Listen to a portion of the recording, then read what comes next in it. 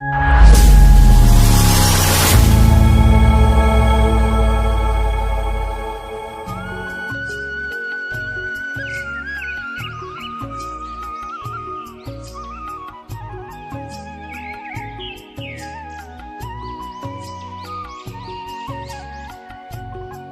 समय पहले की बात है। एक गांव में बिरजू नाम का एक गरीब किसान रहता था। उसका बहुत छोटा सा परिवार था। उसके परिवार में एकमात्र उसकी बेटी थी, जिसका नाम लाली था। बिरजू ने बहुत ही शौक से लाली को शहर में पढ़ने के लिए भेजा था।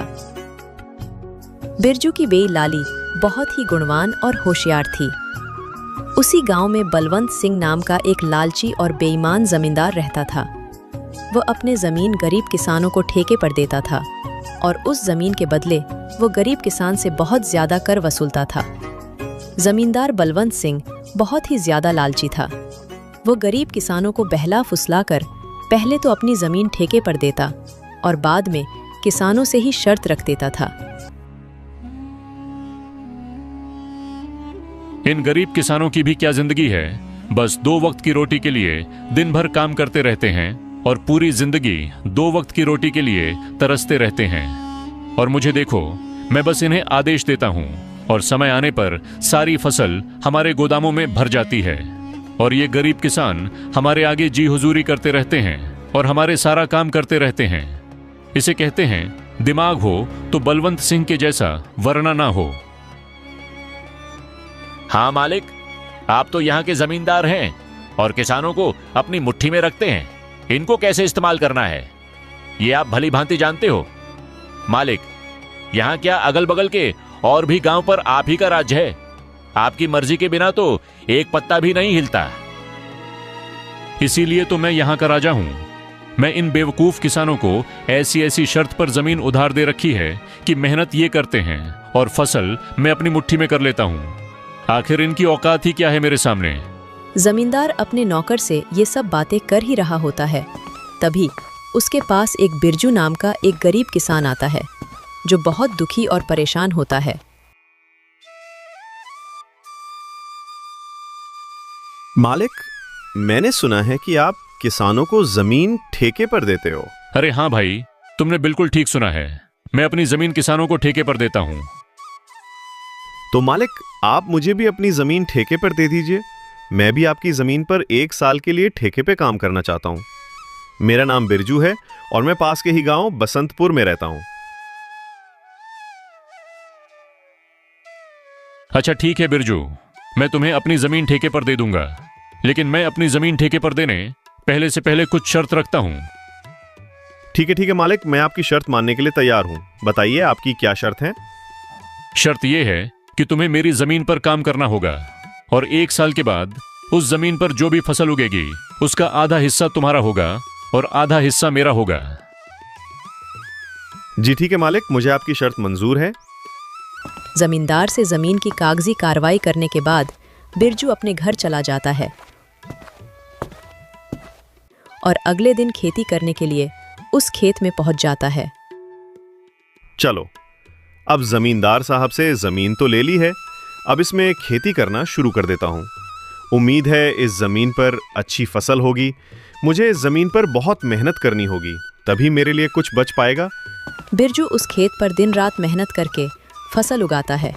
कुछ महीनों बाद गेहूं की फसल उगकर तैयार हो जाती है और बिरजू गेहूं की फसल की कटाई शुरू कर देता है। बिरजू के उगाए हुए फसलों की खबर जमींदार बलवंत सिंह के कानों तक पहुंचती है। क्या मालिक, आपको पता नहीं है क्या आज मदन अपने फसल की कटाई कर रहा है। इस साल तो बिरजू ने बहुत अच्छी गेहूं की फसल उगाई है। बिरजू ने जो गेहूं की फसल उगाई है वह तो एकदम से लहलहा रही थी।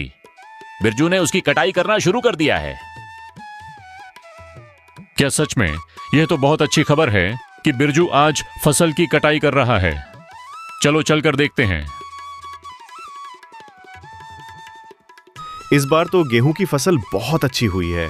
अगर आधी जमींदार साहब भी ले जाएंगे तो फिर भी मेरे पास कुछ तो बच ही जाएगा।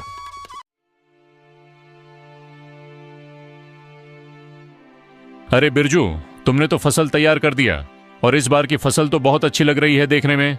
हाँ मालिक, इस बार मैंने गेहूं की फसल लगाई है। इतनी अच्छी गेहूं की फसल उगाने के लिए इस बार मैंने अपना खून पसीना एक कर दिया है। मैंने दिन रात मन लगाकर इस खेत में बहुत मेहनत की है, तब जाकर इतनी अच्छी फसल हो पाई है। इसलिए अब तो मैंने कटाई भी शुरू कर दी है। अरे ओ बिरजू, ये तो मेरी उपजाऊ जमीन का कमाल है। तुम्हारी मेहनत से कुछ नहीं हुआ है। उपजाऊ जमीन के कारण इतनी अच्छी फसल हुई है। तुम्हारी मेहनत हो या ना हो, फसल तो अच्छी होनी ही थी। मालिक, खेत भले ही उपजाऊ हो, अगर उसमें मेहनत नहीं होगी तो फसल कैसे उगेगी?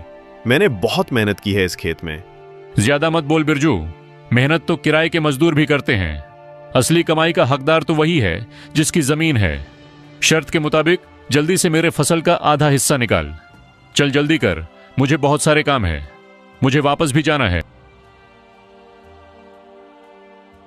ये कहकर जमींदार बिरजू से सारी गेहूं की अच्छी फसल लेकर चला जाता है और खराब फसल बिरजू के पास छोड़ देता है, जिसे देखकर बिरजू मायूस हो जाता है।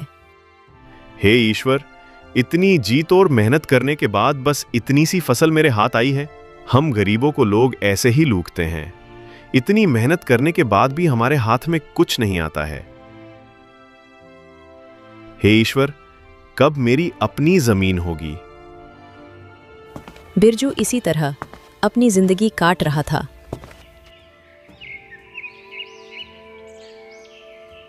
कुछ महीनों बाद बिरजू की बेटी लाली, जो शहर पढ़ने के लिए गई थी, वापस गांव आ जाती है।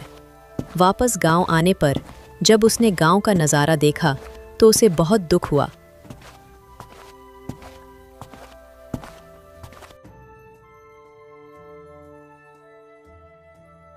पिताजी, हमारे गांव का ऐसा हाल क्यों है? गांव के सभी लोग दुखी और परेशान नजर आ रहे हैं। आखिर बात क्या है? लाली बेटा, इस गांव में गरीब किसान की यही किस्मत है। जमींदार बलवंत सिंह जैसे लोग हमारी गरीबी का फायदा उठाते हैं।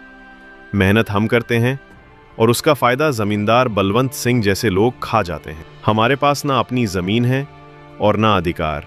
हम गरीब किसान बस मेहनत करते हैं और भूखे रहते हैं। किसानों की ऐसी दयनीय स्थिति को सुनकर लाली बहुत दुखी हो जाती है। पिताजी, आप चिंता मत कीजिए। अब मैं आ गई हूँ और यह अन्याय अब और नहीं चलेगा। आज से मैं आपके साथ खेतों में काम करूंगी और उस लालची जमींदार को उसी की शर्तों में बांध दूंगी। मालिक, अब से मैं पिताजी के साथ खेतों में काम करूंगी।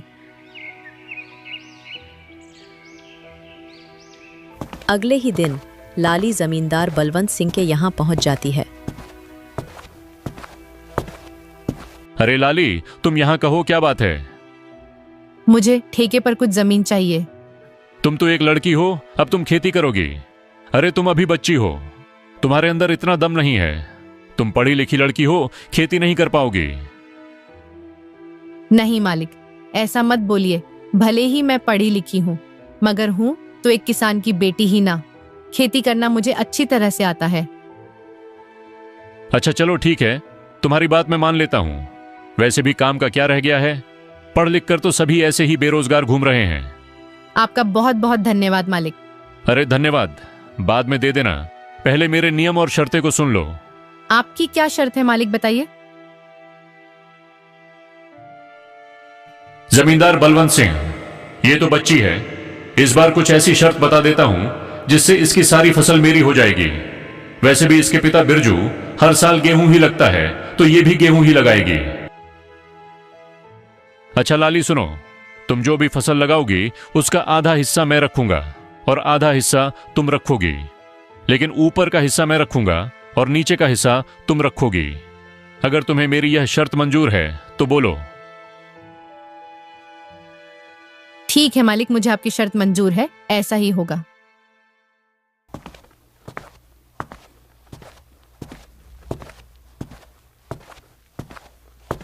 अगले दिन से लाली अपने पिता के साथ खेतों पर काम करना शुरू कर देती है।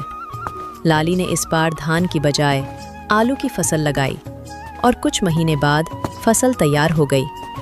आलू की फसल इस बार बहुत अच्छी हुई थी।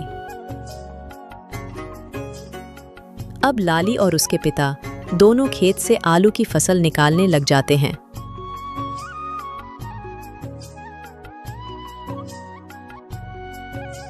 फसल की खबर मिलते ही जमींदार बलवंत सिंह लाली के पास आता है।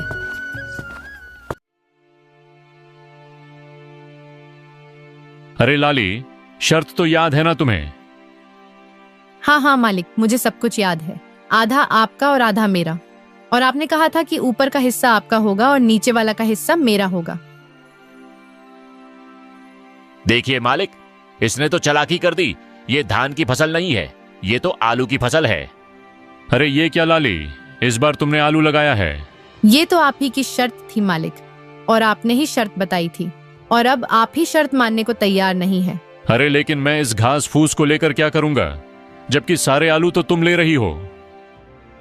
मालिक, मैं कुछ नहीं जानती, आप अपना ऊपर का हिस्सा ले जाइए। इस तरह अपनी चालाकी दिखाते हुए लाली ने बेईमान जमींदार को मुंह तोड़ जवाब दिया और सभी आलू लेकर घर आ गईं और घास फूस जमींदार के हिस्से छोड़ आईं। मालिक, पूरे गांव में आज तक किसी ने भी आपसे चालाकी दिखाने की हिम्मत नहीं की, और ये बिरजू की बेटी लाली इतनी आसानी से आपको बेवकूफ बना गई। अरे ये बिरजू की बेटी मुझे क्या बेवकूफ बनाएगी? आने दो, इसे अगली बार उसे ऐसा सबक सिखाऊंगा कि मुझसे उलझने की कोशिश नहीं करेगी।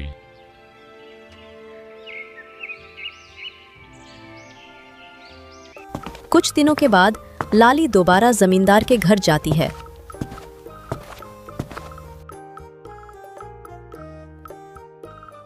कैसे है मालिक? अरे लाली, फिर से तुम कहो, क्या चाहिए तुम्हें? आपकी जमीन ठेके पर चाहिए थी। ठीक है, मैं तुम्हें अपनी जमीन ठेके पर दे दूंगा, पर मेरी इस बार की शर्त भी कान खोलकर सुन लो लड़की। इस बार तुम्हारी कोई चालाकी नहीं चलेगी लड़की। इस बार नीचे का हिस्सा मैं लूंगा और ऊपर का हिस्सा तुम्हारा होगा।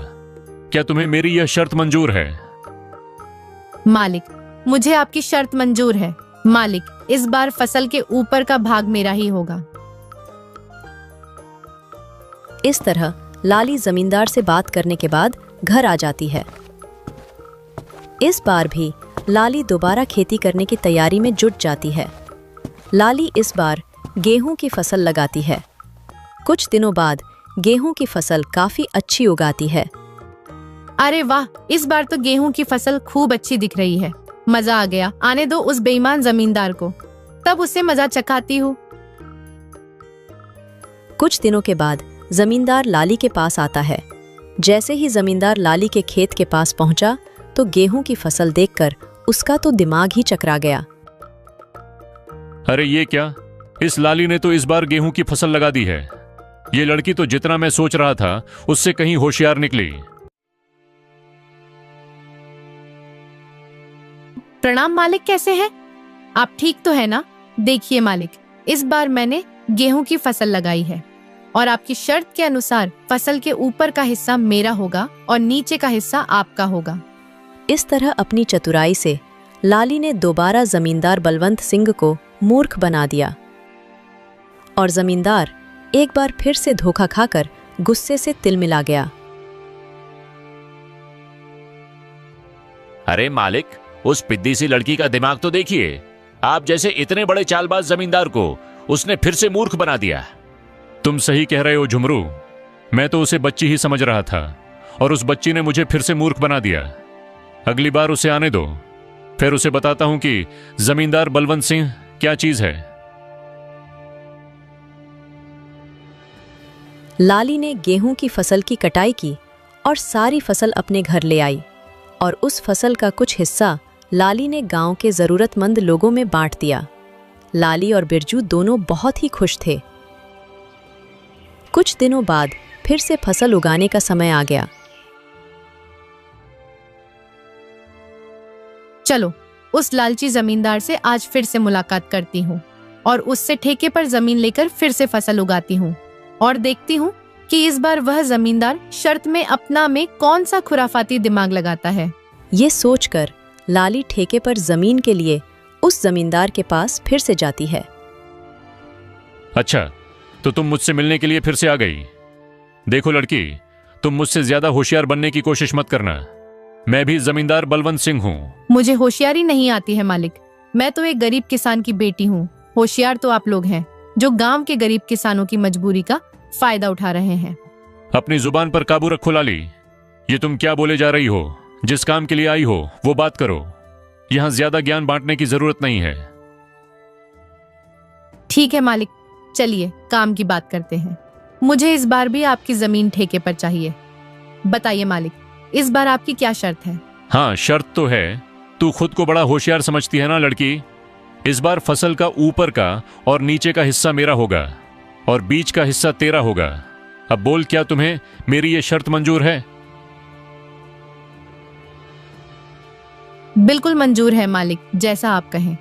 अच्छा ठीक है मालिक, तो अब मैं चलती हूँ, मुझे फसल उगाने की तैयारी भी करनी है। लालची जमींदार की बात मानकर लाली अपने घर चली जाती है और वो फिर से फसल उगाने की तैयारी में लग जाती है और इस बार वो गन्ने की फसल लगाती है। लाली ब्या, इस बार तुमने खेत में कौन सी फसल लगाई है? पिताजी, इस बार मैंने गन्ने की फसल लगाई है।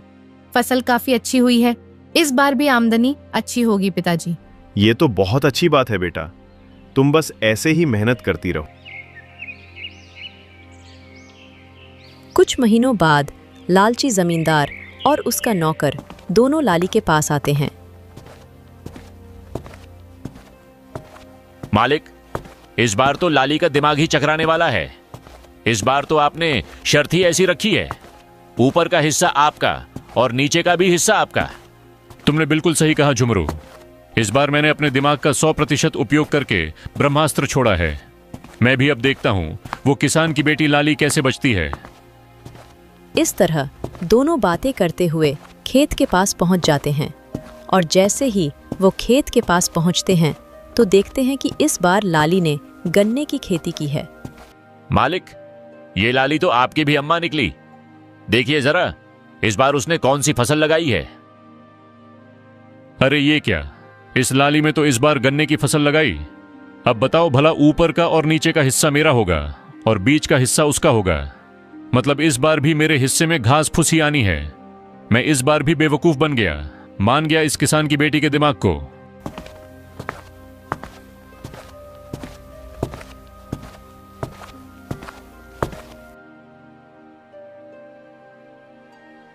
अरे मालिक, आप आइए आइए, कैसे हैं आप दोनों? आपस में क्या खुसुर फुसुर कर रहे हैं? अरे वाह, एक तो चोरी ऊपर से सीना जोरी। तुमने मुझे इस बार भी बेवकूफ बना दिया ना। नहीं मालिक, जरा मुझे भी तो बताएं कि मैंने आपको क्या बेवकूफ बनाया है। मालिक, आप तो गांव वालों को बेवकूफ बनाते हो। देखिए मालिक, इस बार मैंने गन्ने की फसल लगाई है और आपकी शर्त के मुताबिक इस फसल का ऊपर का और नीचे का हिस्सा आपका होगा और बीच का हिस्सा मेरा होगा। अरे ओ किसान की बच्ची, मालिक को ज्यादा होशियारी दिखाने की कोशिश मत करो।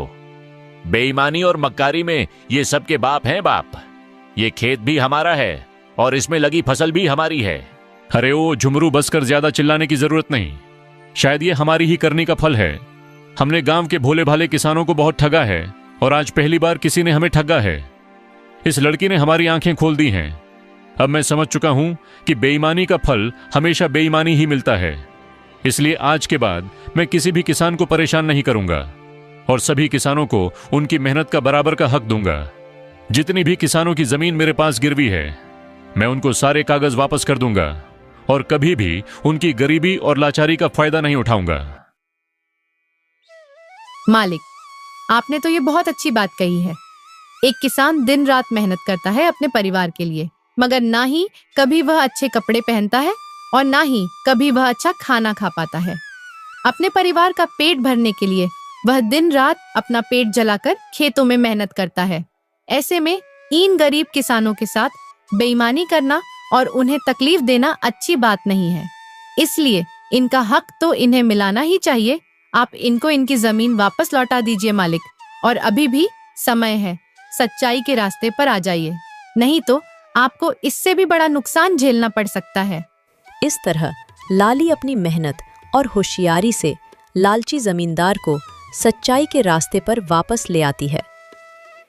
जमींदार बलवंत सिंह ने वहां के किसानों की जमीन और उनका पैसा उनको वापस कर दिया। उस दिन के बाद वहां के किसान खुशी खुशी रहने लगे और किसी भी जमींदार ने किसी भी किसान का हक नहीं मारा।